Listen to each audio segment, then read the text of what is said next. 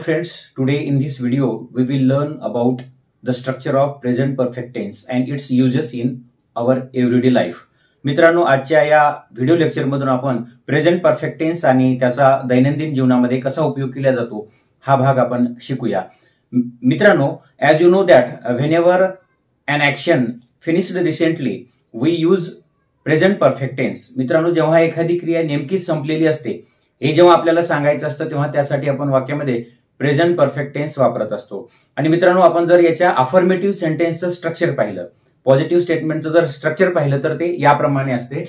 Subject plus have or has plus past participle of the verb object and remaining sentence.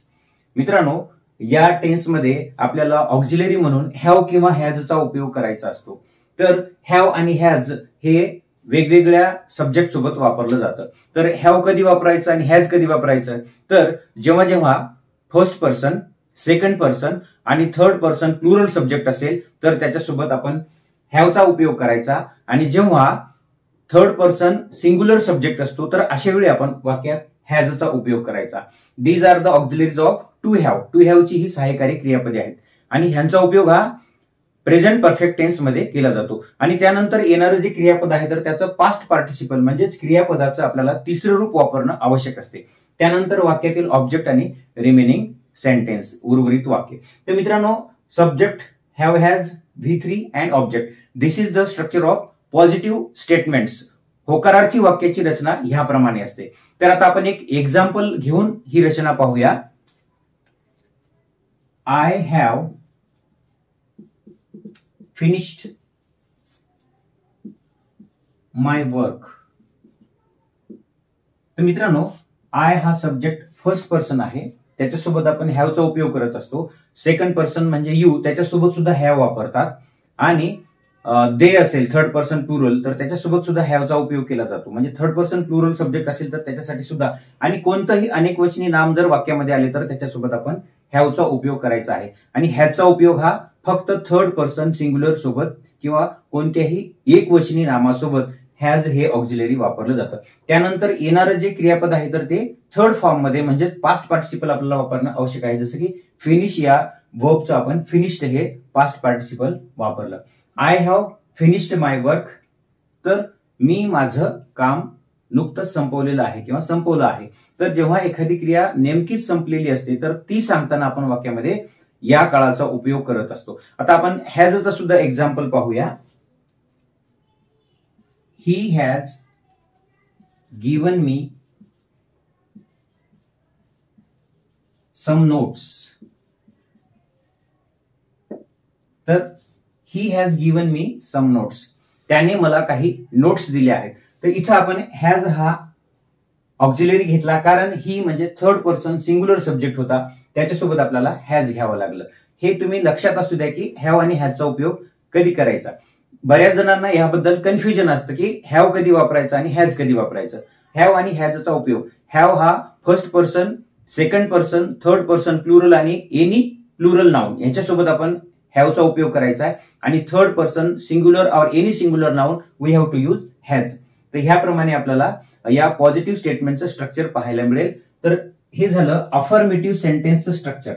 त्यानंतर मित्रांनो, negative sentence कसं असतं तर आपल्याला फक्त नॉट हे ऍडवर्ब निगेटिव्ह सेंटेन्सेस मध्ये आपल्याला वापरणं आवश्यक असतं. आणि ते कुठे वापरायचे तर हॅव आणि हॅजच्या लगेच नंतर. आपण त्याला कॉन्ट्रॅक्टेड फॉर्म्स मध्ये हॅवंट आणि हॅझंट सुद्धा वापरत असतो. आता त्याचं स्ट्रक्चर पहा. Subject plus have or has plus not plus V3 plus object and remaining sentence. तर याच हॅव हॅजलाच आपण हॅव हॅज नॉट जे आहे तर त्याचं कॉन्ट्रॅक्टेड फॉर्म्स म्हणजे संक्षिप्त रूपामध्ये, आणि विशेषतः संक्षिप्त रूप हे बोलताना वापरली जातात. लिहिताना आपण त्याचा क्वचितच उपयोग करत असतो. तर बोलताना जास्त करून कॉन्ट्रॅक्टेड फॉर्म्स म्हणजे संक्षिप्त रूप वापरली जातात. जसं की हॅवंट आणि हॅझंट.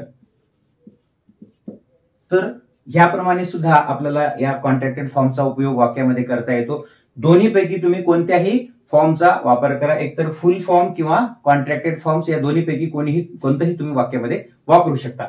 आता हीच जर वाक्य आपण या स्ट्रक्चर मध्ये टाकली, म्हणजे हे जे सेकंड स्ट्रक्चर आहे निगेटिव्ह पॅटर्न, तर त्या निगेटिव्ह मध्ये आपण ही जर वाक्य टाकली तर ती ह्याप्रमाणे होतील. I haven't finished my work. तर हे निगेटिव्ह हॅवंट आपण याला कॉन्ट्रॅक्टेड फॉर्म मध्ये वापरले. I haven't finished my work. आणि second, he has given me some notes. He hasn't given me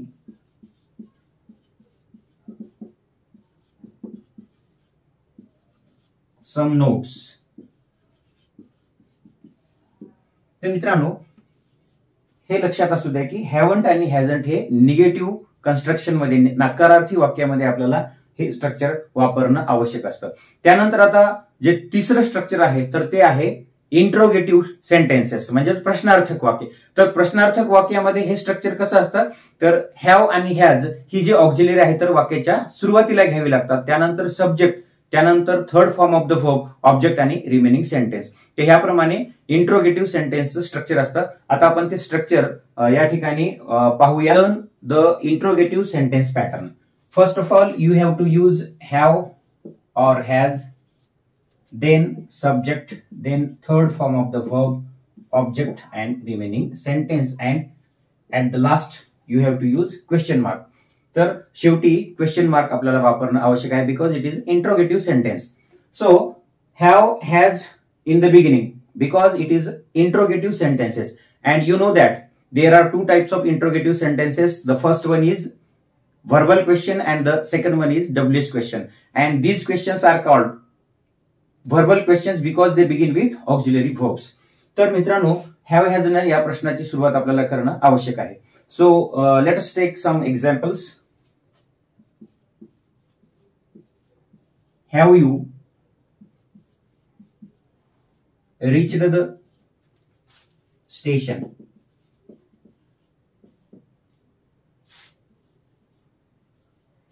Have you reached the station? तू स्टेशनला पोहोचला आहे का? तर या वाक्यामध्ये आपल्याला थर्ड फॉर्म घेणं आवश्यक आहे. मग ते इंट्रोगेटिव्ह असो, पॉझिटिव्ह असो और निगेटिव्ह असो, तीनही प्रकारच्या वाक्यामध्ये आपल्याला third form of the verb घेणं आवश्यकच आहे. पास्ट पार्टिसिपल, भूतकालीन रूप, क्रियापदाचं भूतकालीन रूप जे थर्ड फॉर्म असते तर ते प्रत्येक सेंटेन्स मध्ये आपल्याला या काळामध्ये घेणं आवश्यक आहे. तर जसं की हे आपण वाक्य पाहिलं, have you reached the station. तर हॅव का? कारण इथला सब्जेक्ट जो आहे तर तो सेकंड पर्सन आहे आणि सेकंड पर्सन सब्जेक्ट सोबत आपण नेहमी हॅवचा उपयोग करत असतो. आता next example. Has Rahul provided you help? Has Rahul provided you help? राहुलने तुला मदत केली का किंवा मदत पुरवली का?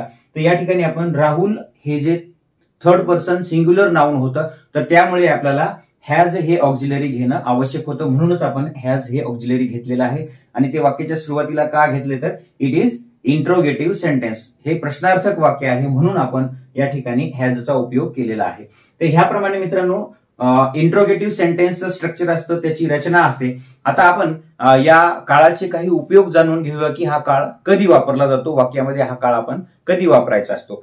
तर मी अगोदर सांगितल्याप्रमाणे whenever an action is recently finished then we have to use. मित्रांनो whenever an action is finished recently और completed recently we have to use present perfect tense. जेव्हा एखादी क्रिया ही नेमकीच पूर्ण झालेली असते तर त्यासाठी वाक्यामध्ये आपण हा काळ वापरत असतो. And in these sentences sometimes we use the adverbial just. या वाक्यामध्ये कधी कधी आपण जस्ट सारखं ऍडव्हर्बियल सुद्धा वापरत असतो. आता जसं की आपण त्याचं एक्झाम्पल जर पाहिलं तर याप्रमाणे आपल्याला सांगता येईल, I have just reached here.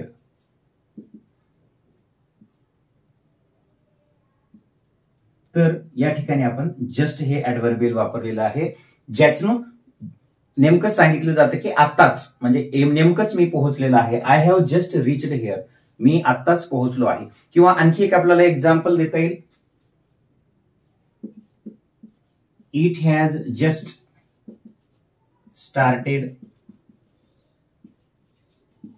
Raining. तर इथं सुद्धा आपण जस्ट हे ऍडव्हर्बियल वापरले.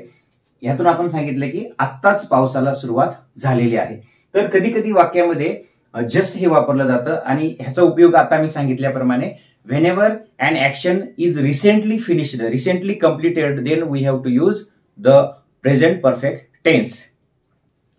मित्रांनो, आता आपण या प्रेझेंट परफेक्ट टेन्सचा सेकंड उपयोग पाहूया की जेव्हा एखादी क्रिया भूतकाळात सुरू झाली, वर्तमानात सुरू आहे बोलण्याच्या वेळी आणि आता नेमकीच संपलेली आहे असं जेव्हा सांगायचं असतं तेव्हा सुद्धा आपण हा काळ वाक्यामध्ये वापरत असतो. When an action began in the past, continues till the moment of speaking and recently finished, recently completed, then we have to use present perfect tense. For example, he has been here for 2 weeks.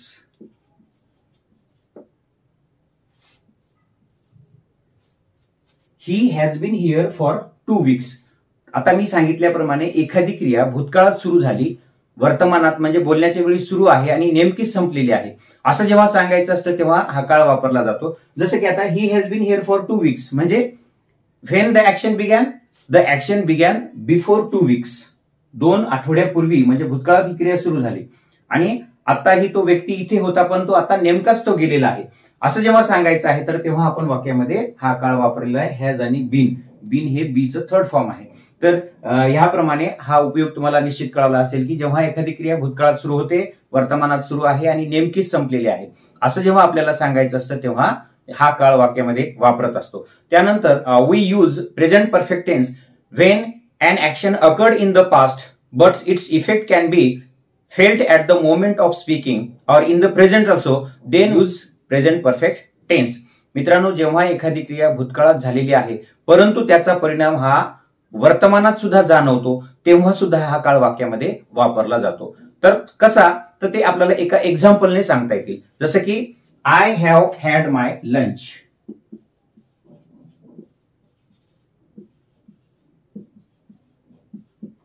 आता बघा की ही क्रिया भूतकाळात झालेली आहे म्हणजे मी माझं जेवण घेतलेलं आहे, आता मला भूक नाही म्हणजे त्याचा परिणाम आतापर्यंत म्हणजे वर्तमानामध्ये सुद्धा आपल्याला पाहायला मिळतो. तर अशा वेळी वाक्यामध्ये हा काळ वापरला जातो. हॅव हे ऑक्झिलरी आहे आणि हॅड हे मेन व्हर्ब आहे. तुम्हाला कन्फ्युजन होईल की हॅव आणि हॅड दोन्ही ऑक्झिलरी कसे आले. तर हॅव म्हणजे घेणे, टूक, खाणे पिणे या अर्थाने सुद्धा हॅव हे वाक्यामध्ये आपण मेन व्हर्ब म्हणून वापरतो आणि हॅवचं थर्ड फॉर्म हे हॅड आहे.